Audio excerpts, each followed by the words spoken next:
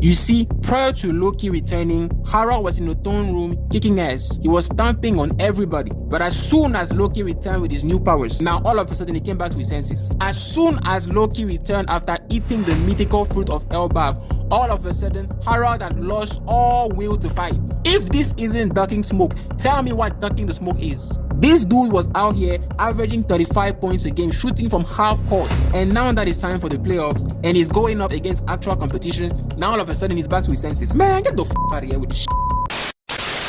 So at the end of last chapter, Loki was tasked with finding the treasure of Elbaf and ingesting it in order to take down Harald, who had gone berserk. But when he got to the treasure room, he was attacked by Ragnar, the hammer protecting the fruit. As the chapter progresses, it does seem like Ragnar is tasked with protecting the treasure of Elbaf and ensuring that only someone who is worthy can ingest it. We bear witness to the tremendous strength of the hammer, and one question comes to my mind. If this is the hammer that Loki wielded when he was first freed by the Straw Hats, how come this hammer didn't defend him when he was going up against the Holy Knights if he couldn't move? Because the hammer can clearly move on its own, so why didn't it defend its wielder? That doesn't really add up for me. In the throne room, Harald is still going crazy, and he mentions the fact that he does not think that Loki can ingest the treasure of Elbaf because it is protected by Ragnar. And he mentions the fact that for hundreds of years, no one has been able to ingest the treasure of Elbaf because Ragnar has not deemed anyone to be worthy of wielding its power. He also mentions the fact that now that he has the powers of Imsama, he might be powerful enough to be deemed worthy by Ragnar and to ingest the treasure of Elbaf, which is crazy because Loki is not that old. In giant years, Loki is like a teenager or young adult, so he's still very far from reaching his prime. The fact that he's still very far from reaching his prime and he's already stronger than the strongest warrior in Elbaf, that tells us everything we need to know about how powerful Loki is. And after ingesting the treasure of Elbaf, that definitely places him amongst the strongest characters in the whole One Piece universe, justifying why the Holy Knights wanted him on their side. Shanks and Gaban are doing their best to give as much time as possible to Loki, and Gaban mentions the fact that Conqueror's Haki can be used to incapacitate people who have the powers of Imsama. Shanks is surprised that Gaban knows the weakness of the Holy Knights, and he asks him how he's aware. And SG mentions that he is aware of this because the Holy Knights came to take back Shanks multiple times. So on top of the Marines, on top of other pirates, on top of all their enemies, the Roger pirates also had to deal with the Holy Knights. They had to deal with the Celestial Dragons directly. This just adds to their aura and their mythology and shows how strong they actually were. The fact that they were able to smoothly sail through all of this and go to Laugh Tale and accomplish all the things that they've accomplished is a testament to how strong they were. I guess something also has to be said about Garling and the fact that for whatever reason, he was determined and he was hell-bent on regaining the custody of his second child. Now, was this because he's the father of the year and he's the most loving and caring father out there? I don't think so. Shanks mentions that Summers did tell him something like that, which further explains why Summers was so terrified to see Gaban in the current timeline. That probably reminded him of all the belts he received during the heydays of the Roger Pirates. SG mentions the fact that he was surprised to see that there were celestial dragons that could actually fight, because he thought that all of them were useless pieces of shit. Shanks is like, yeah, I could have been like that too if it wasn't for Dragon dragging me out of that predicament. And Gaban is like, yeah, that's how life be. Shanks talks about wanting to save Harald, but looking at the battle, that's going to be easier said than done, buddy. Back in the treasure room, Loki is finally able to defeat the hammer, but that did cost him his own utensil. We find out that the hammer is also a squirrel, so this has to be a fruit situation, probably a hammer who ate a squirrel fruit or a squirrel who ate hammer fruit. Either way, it's weird. After defeating the hammer, Loki does prove himself worthy to ingest the treasure of Elbaf and save the day. Round of applause.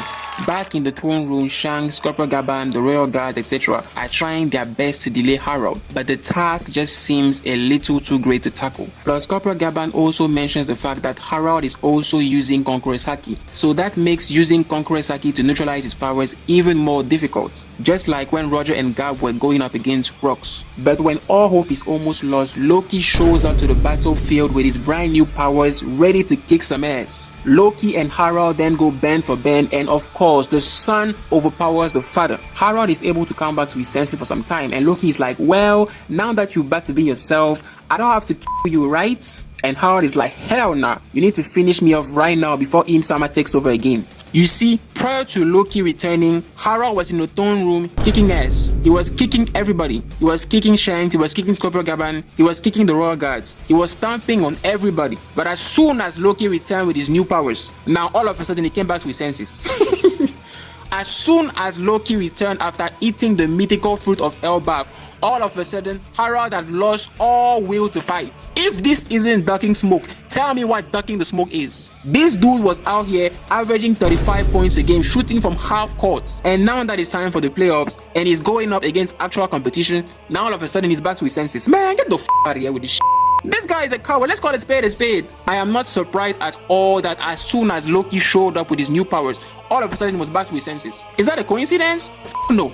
I'm sorry, we gotta call a spade a spade. This man was ducking the smoke. He wanted no part of the Fenrir powers. First of all, the hammer acknowledged Loki, and the hammer never acknowledged Harold. That tells you that even before ingesting the fruit, Loki was stronger than Harold. And this is crazy considering that Loki is much younger than Harold. In giant years, Loki is probably a teenager or a young adult. So Loki is still far from reaching his prime. Harold is in his prime. So the fact that Loki is not even in his prime yet, and he is already stronger than Harold at base level, now that he has ingested the legendary fruit of Elbaf, he is unstoppable. Harold knew that, and he ducked the smoke. Let's call a spade a spade. This nigga is out here being Duck Rivers. He's Donald Duck. This nigga is the center for the Milwaukee Ducks. Come on, y'all. Anyways, Harold describes the type of manipulation that he is subjected to through Im-sama, and he mentions the fact that this is not really one of those types of manipulation where you lose your mind and your mind becomes that of the person manipulating you. This is one of those types of manipulation where you retain a sense of self, but your sense of self is slightly altered to align itself with the will of the person manipulating you.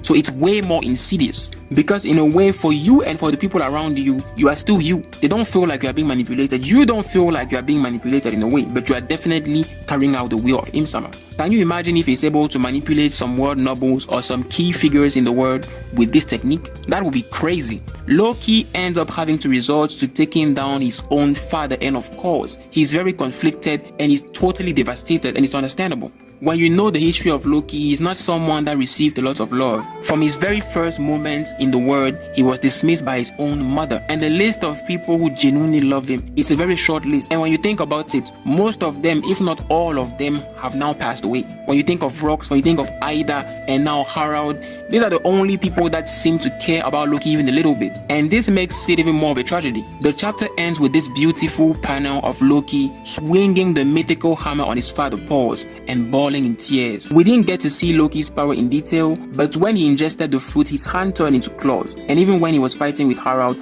the damage he was dealing was akin to attacks from a dog or a wolf. So I'm assuming that this fruit might be a zone fruit that turns him into Fenrir. Fenrir is this wolf in the Norse mythology, which will be on brand with Elbaf. It might be Fenrir, but we will see. Now we have to witness how Loki is going to go from saving Elbaf to being chained. How is he going to end up fighting Scorpio-Gaban and Shanks, and why are they going to send him to the realm of the dead? I think this should be the last mystery being addressed before we go back to the current timeline. Now that we know how strong Loki is, he is definitely the key to this Elbaf arc, and whatever side he will choose to join will be the side that will win this conflict. And if he sides with Luffy, there is no way the Holy Knights are going to be able to do anything against them. That's pretty much all I had to say. If you made it this far, thanks for watching the whole video. Don't forget to leave a like, to comment, subscribe. Those of you who are watching the videos without subscribing, Loki will hit you guys with the mythical hammer, so subscribe. Alright, I'll see y'all when I see y'all, and until then, stay safe and sound. Happy holidays and happy new year. Peace.